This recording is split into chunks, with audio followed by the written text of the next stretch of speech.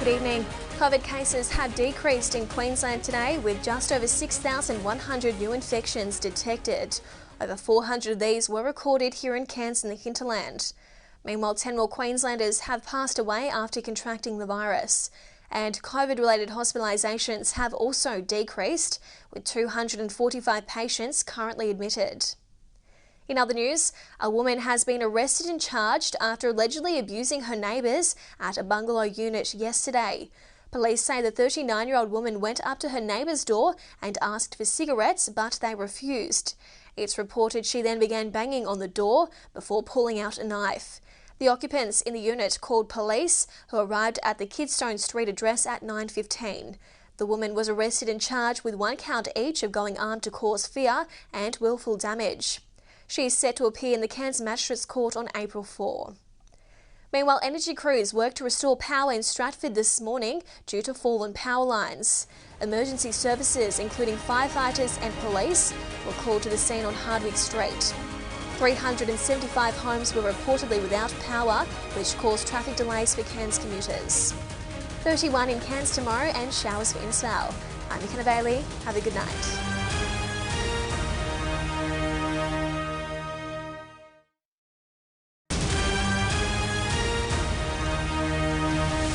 Good evening. COVID cases have decreased in Queensland today with just over 6,100 new infections detected. More than 100 of these were recorded here in Townsville. Meanwhile, 10 more Queenslanders have passed away after contracting the virus. In some welcome news for the Townsville tourism industry, cruising is coming back to the Sunshine State. After a 2-year suspension due to COVID, the federal government's announced ships are allowed back in waters down under come April 17. And Tourism Minister Sterling Hinchcliffe says the first ship to dock in Queensland is expected on June 2nd. Health protocols will still be in place, including requirements of being fully vaccinated, COVID testing and some mask wearing mandates. To some local sport now, and in QRL, the Host Plus Cup 2022 season kicks off this weekend.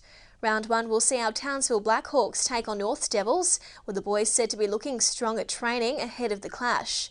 Newly appointed captain Josh Chudley says this season some things need to change. The home game gets underway from 3:30 p.m. on Sunday.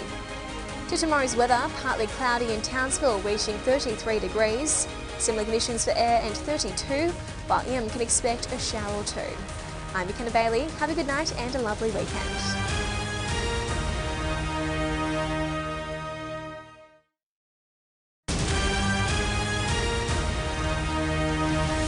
Good evening. COVID cases have decreased in Queensland today with just over 6,100 new infections detected. More than 100 of these were recorded here on the Sunshine Coast. Meanwhile, 10 more Queenslanders have passed away after contracting the virus. And COVID-related hospitalisations have also decreased, with 245 patients currently admitted.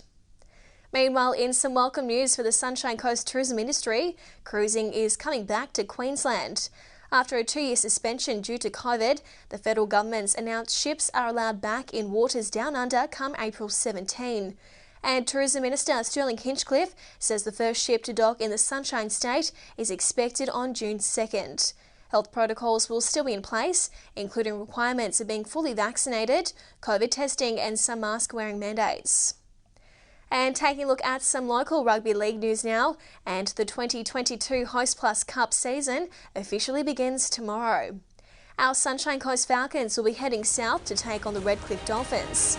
All the action begins at Moreton Daily Stadium from 7 p.m. To tomorrow's weather forecast, a possible shower developing in Noosa, and Caloundra can expect a shower or two and a top of 27 degrees. I'm Makenna Baily. Have a good night and a lovely weekend.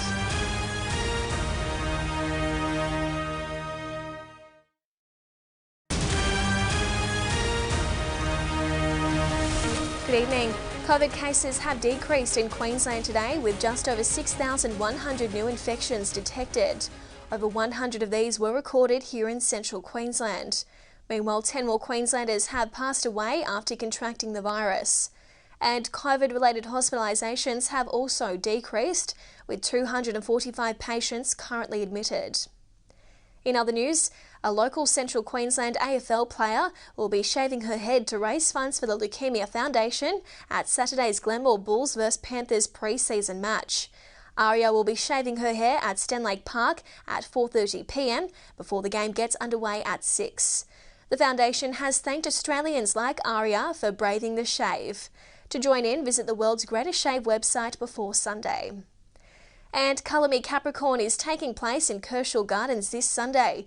It's an opportunity for Rockhampton locals to have some fun in the colour run and raise money for the RACQ Capricorn Rescue.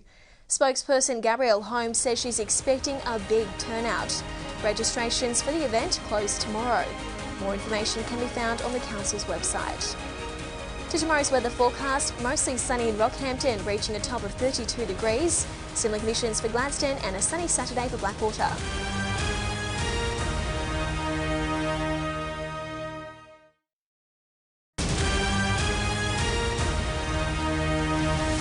Good evening. COVID cases have decreased in Queensland today with just over 6,100 new infections detected. More than 100 of these were recorded here in the Wide Bay. Meanwhile, 10 more Queenslanders have passed away after contracting the virus, and COVID-related hospitalisations have also decreased, with 245 patients currently admitted. In other news, the extent of the damage to homes and businesses across the southeast following the floods has been revealed. In the past fortnight, there's been more than 16,500 assessments of homes and commercial buildings. Premier Anastasia Palaszczuk says nearly half have some level of impact, with over 1,800 assessed as having severe levels of damage. On the Fraser Coast, 195 properties had minor to moderate damage, with an additional 15 in the severe category. And Hinkler MP Keith Pitt has been accused of bullying other Coalition MPs into blocking funds for the Bundaberg East flood levy. Bundaberg MP Tom Smith says Mr Pitt told the former Minister for Natural Disaster to withdraw any agreement. Mr Pitt has responded, saying the state government needs to put more work into the project's proposal before joint funding can be considered. Mostly sunny in Bundaberg tomorrow and 28 in Hervey Bay. Good night.